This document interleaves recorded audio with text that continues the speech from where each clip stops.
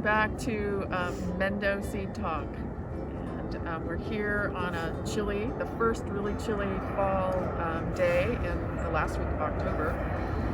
And Carolyn and I are going to be planting some garlic. But we also want to remind you to mask up. Indoors are out to keep yourself safe and your friends and family safe.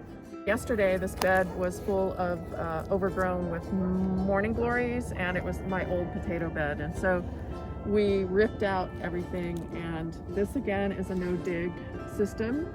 So I just raked the bed flat. I put organic balanced fertilizer on there, about 2.5 pounds. This is about 50 square feet to plant. And then I had some worm castings from my worm bin, and I put about a gallon of that on. And then I had a little bit of homegrown compost, and we added that. And so I didn't dig it in. It will work its way in as we plant, and the rains and watering will help take it down to the plant's roots. If you think about garlic, it's a perennial, and people have been cultivating garlic for over 1,000 years. And stiff-neck varieties are more closely related to the original strains of garlic, the more wild form of garlic. And they form kind of a rosette of cloves.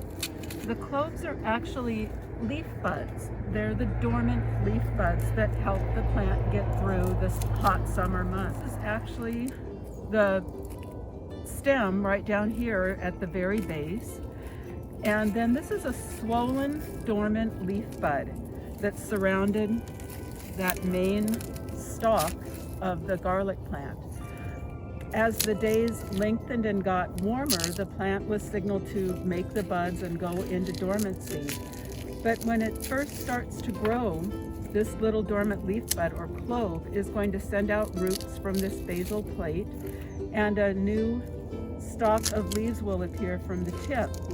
And as it's growing during the cooler winter months and early spring months, you have to treat garlic kind of like a lettuce plant. It likes a lot of nutrition in the soil, and it likes even, consistent moisture.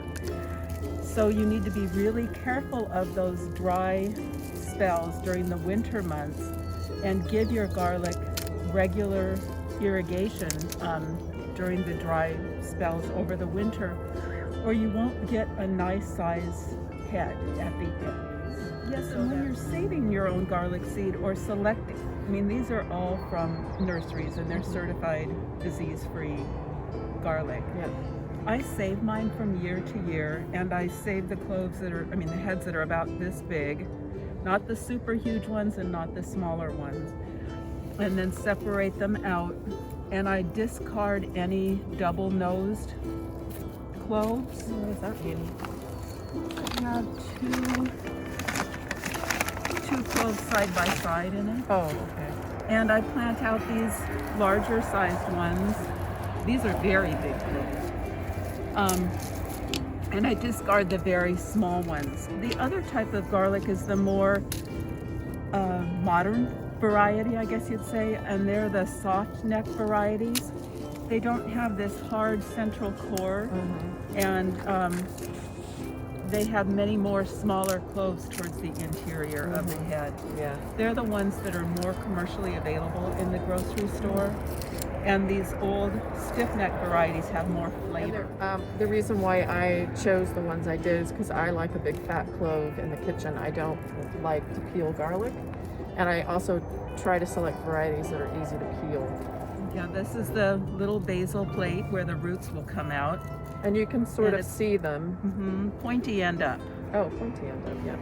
Okay. And you want to get them down in the soil deep enough, like an inch or so, so they don't heave out. A lot of times in the winter time, if they're planted too shallow, the roots grow rapidly and it just pushes them right up out of the soil. So these are called hari knives, and they're a traditional Japanese garden tool. Hers is definitely the Japanese. Mine is a little more modern and is from Italy, but it is a multi-use tool, and They're great. I love them. Yeah, it's my favorite tool.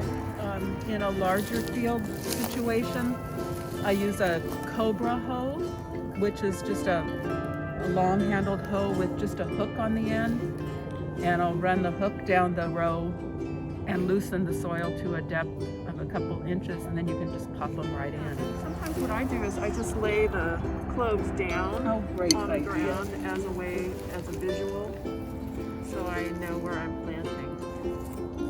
Far apart. I like to put mine at 8 inches apart, then you get nice big heads. And for me, from thumb to pinky is 8 inches, so that's what I use as my measuring tool. I like to plant between the very end of October and I feel like it's kind of late pushing to the end of December. I like to get them in during early November. But this plant will not be ready to harvest until June or July of next year. So you're going to have the company of every single season of weeds growing garlic. And you just want to be very careful. Garlic is shallow rooted, so when you cultivate or weed around the plants, do it when the weeds are really tiny. Disturb the soil as little as possible so you don't disturb the roots of the garlic plant.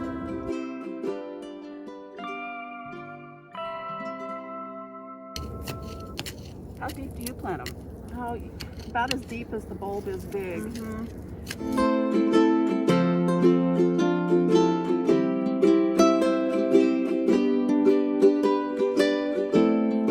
And then do you mulch? I have had really good success taking straw and just putting a very, very light covering over the bed right after planting. Another thing I like doing is when the garlic is up a little bit, interplanting with lettuce plants between the garlic.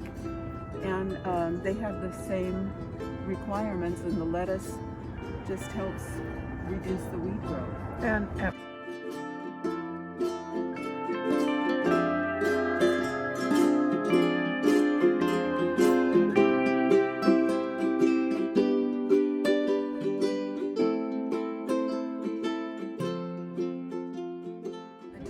About 2 weeks after planting, okay. you start to see them pop up. Okay. All right. Time to put onion starts and leek starts out. If you can get, pencil-sized diameter seedlings at a nursery, it's a great time to put them out. Or if you sowed flats of them back in June, July, they'd be ready to go right now. And shallots. And Shallot shallots. bulbs.